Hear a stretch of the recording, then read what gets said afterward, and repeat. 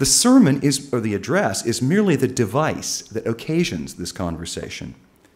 And so I don't think sermons should be the last word, but a way of creating right relationship through conversation. Here's why this is important. All of the relationships in the entire network of our lives come down to a series of connected conversations. Small talk, which proceeds to larger talk. From how do you like your coffee to I love you. From I love you to let's spend our lives together. From I do to goodbye. It is impossible to separate conversation from any social relation. We converse, we reach decisions, and so our lives are shaped. So we must ask ourselves this: how well are we equipped to hold an open-ended, ongoing conversation about things of the highest importance? How well are we equipped to do the big talk prompted by our worship? Because tragically, I think conversation is a dying art. The guiding principle of mature, thoughtful conversation, good conversation, used to be, since antiquity, the Roman maxim, dulce et utile, sweet and useful in balance. But perhaps we're forgetting what this even feels like. Have you noticed that it's getting harder to hold a good conversation, that thoughtful, polite, enjoyable conversation as a pastime is going the way of the formal dinner party, the ascot, and passing the port to the left?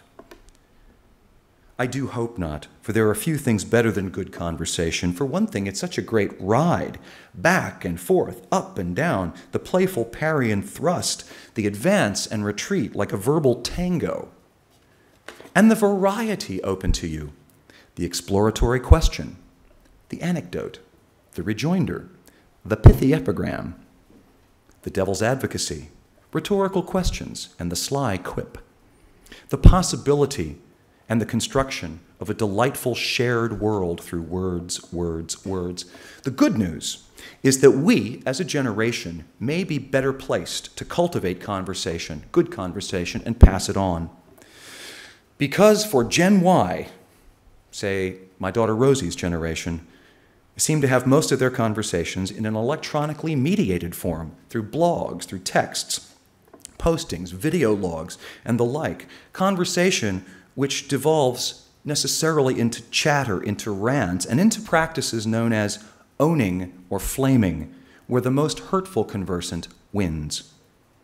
All of it circumscribed by a medium, the internet, which allows for anonymity, which encourages rash outbursts over thoughtful reply, and you can just disappear from it anytime you want, and so there's no onus for you to take responsibility for what you've said. Just as there are few things better than good conversation, there are fewer things more dispiriting than bad conversation. Teeth-gritting, clock-eyeing agony that forces you to scroll through diplomatic excuses to take one's leave. Good conversation is a sacred art, and because it's an art, there are many ways to blow it. I discovered this as far back as high school in what I call the alpha male spiral. You'd be sitting around a cafeteria table with your friends, and one person would tell a story, something that happened to him. Then it would have to be bested, and that one bested, and so on ad nauseum until people run out of stories, and thus the one-upmanship ends.